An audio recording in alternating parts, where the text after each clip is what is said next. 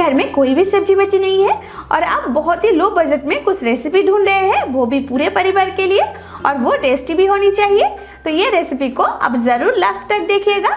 तो friends, मामानीस kitchen पे आप सबको बहुत बहुत स्वागत है। और आज मैं बनाऊंगी मसूर दाल की एक तड़का, और ये तड़का इतनी डिलीशियस है कि आप ये तड़का खाने के बाद पहले जितने भी तड़का खाए हैं वो तो सारी भूल ही जाएंगे।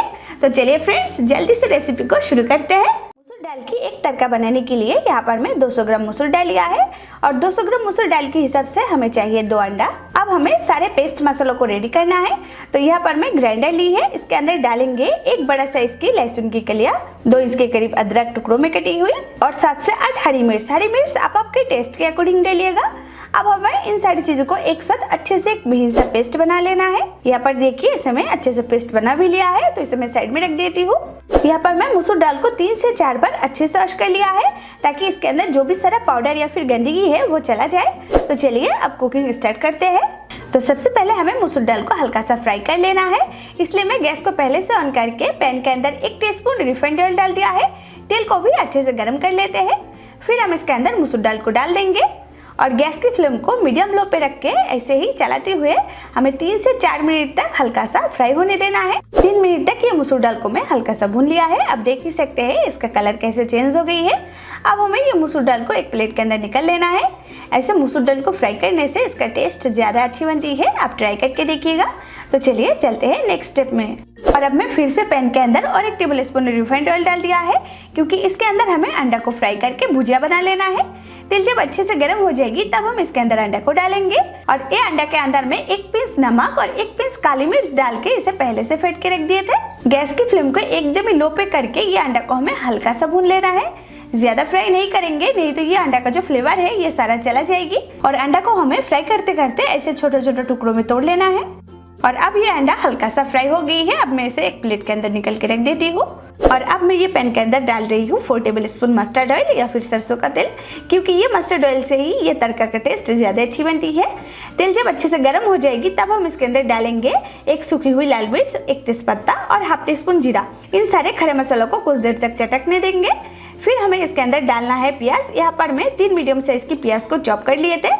इसके साथ साथ ही हमें थोड़ा सा नमक, मतलब 1/3 टीस्पून के करीब नमक डाल देना है, ताकि प्याज जल्दी से सॉफ्ट हो जाए।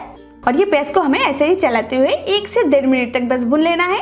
प्याज यहाँ पर थोड़ा सा सॉफ्ट हो गई है। अब मैं इसके अंदर पहले से पेस्ट हुई मसालों को ऐड कर लेती हूँ, और इसे ऐसे मिक्स करते हुए हमें और 1 से 1.5 मिनट तक भून लेना है, ताकि लहसुन और अदरक का कच्चापन भी थोड़ा सा कम हो जाए। ये मसालों को मैं कुछ देर तक भून लिया है। अब मैं इसके अंदर ऐड कर रही हूँ टमाटर। यहाँ पर मैं 2 मीडियम साइज की लाल टमाटर को पहले से चॉप करके रख दिए थे। ये टमाटर को भी हमें थोड़ा सा सॉफ्ट बना लेना है, इसलिए मैं इसे कवर करके 2 से 3 मिनट तक थोड़ा सा पका लेती हूँ। लेकिन बीच में कवर को हटा के नीचे से एक बार चला देना है, ताकि ये मसाला नीचे से जल ना जाए। टमाटर पहले से सॉफ्ट हो गई है और इसका कच्चापन भी चला गया है। अब मैं इसके अंदर सूखी मसालों को ऐड कर लेती हूँ। तो इसके अंदर डालेंगे ½ टीस्पून हल्दी पाउडर, 1 टीस्पून भुनी हुई जीरा पाउडर, ½ टीस्पून धनिया powder, 1/4 teaspoon black pepper powder. स्वाद के अनुसार नमक डाल देंगे। नमक मैं पहले भी डाला है, इसलिए मैं नमक थोड़ा सा कम डाल दिया है। और 1 टीस्पून कश्मीरी लाल मिर्च पाउडर। इन सारी चीजों को हमें ये पेस्ट मसालों के साथ अच्छे से मिक्स कर लेना है। आप चाहे तो इस टाइम पे इसके अंदर आप थोड़ा सा दही भी ऐड कर सकते हैं, लेकिन मैं इसे एकदम ही लो बजट में बना रही हूँ, इसलिए मैं इसके अंदर दही ऐड नहीं करूंगी। और ये जो सारा सूखी मसाला हमने डाला है ये ना जले, इसलिए इस टाइम पे थोड़ा सा पानी को ऐड कर लेना है। आप भी इस टाइम पे थोड़ा सा पानी को ऐड कर लीजिएगा, तभी आपकी मसाला नहीं जलेगी। मसाला एकदम ही नहीं जलनी चाहिए। अगर मसाला जल जाएगी तो इसका खुशबू भी खराब हो जाएगी और आपका करी का कलर भी खराब हो जाएगी। तो ये मसालों को अब हमें ढक के कुछ देर तक पकने देना है, 2 से 3 मिनट तक। इसे हम तब तक पकाएंगे जब तक मसालों से तेल रिड्यूस ना होने लगे। तो चलिए मसालों को अच्छे से भून लेते हैं, लेकिन बीच में कवर को हटा के हमें नीचे से एक बार चला देना है, नहीं तो मसाला नीचे से जल के चिपक सकती है। ये मसाला ऑलमोस्ट भून गई है। अब मैं इसके अंदर ऐड कर रही हूँ 1/3 टीस्पून के करीब शुगर। शुगर डालने से ये सारा मसाला का फ्लेवर बैलेंस हो जाता है। आप ट्राई करके देखिएगा, बहुत ही टेस्टी बनती है। तो इसे भी अच्छे से मिक्स कर देते हैं, और ये मसालों को हमें बिना ढक्कन के और 2 से 3 मिनट तक भून लेना है। आप ये मसालों को जितनी अच्छे से भूनेंगी आपकी करी का कलर उतना ही अच्छी बनेगी। और आप देखिए ये मसालों से कैसे तेल रिड्यूस होने लगी है, और ये मसालों का कलर भी एकदम डार्क हो गई है, यानी कि ये मसाला अच्छे से भून गई है। अब हम इसके अंदर डालेंगे पहले से फ्राई की हुई मसूर दाल। इसे हम ये मसालों के साथ अच्छे से मिक्स कर लेते हैं। और अब हमें इसके अंदर ग्रेवी को ऐड करना है। तो 200 ग्राम मसूर दाल के हिसाब से इसके अंदर मैं 3 कप गर्म पानी डाल दिया है। आप जितने ये मसूर दाल ले रहे हैं उसके हिसाब से आप पानी को ज़्यादा या फिर कम कर लेना। इसे मिक्स कर देते हैं। इसके अंदर हमें बहुत ज़्यादा ग्रेवी ऐड नहीं करना है, नहीं तो ये तड़का खाने में अच्छी नहीं लगेगी। और अब हमें गैस की फ्लेम को मीडियम लो पे करके इसे कवर करके दाल को गलने तक वेट करना है। 6 से 7 मिनट के बाद कवर को हटा के इसे नीचे से एक बार चला देंगे। और ये दाल को मैं 20 में 2 बार चला दिया था, आप भी 20 में इसे 1 से 2 बार चला देना ताकि ये दाल नीचे में ना चिपके। अब मैं ये दाल को चेक कर लेती हूँ। ये देखिए दाल अच्छे से गल गई है, लेकिन एकदम मैश नहीं हुई है। इससे ज़्यादा दाल को हमें नहीं गलाना है, एकदम परफेक्ट तड़का बनी है।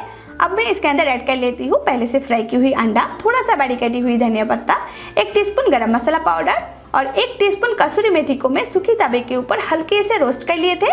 इसे भी तोड़ के डाल देंगे। इसकी वजह से ही सारा फ्लेवर आएगी, एकदम तड़का वाला, खाने में बहुत ही ज़्यादा डिलीशियस लगेगी। तो इन सारी चीज़ों को हमें एक बार दाल के साथ अच्छे से मिला देना है।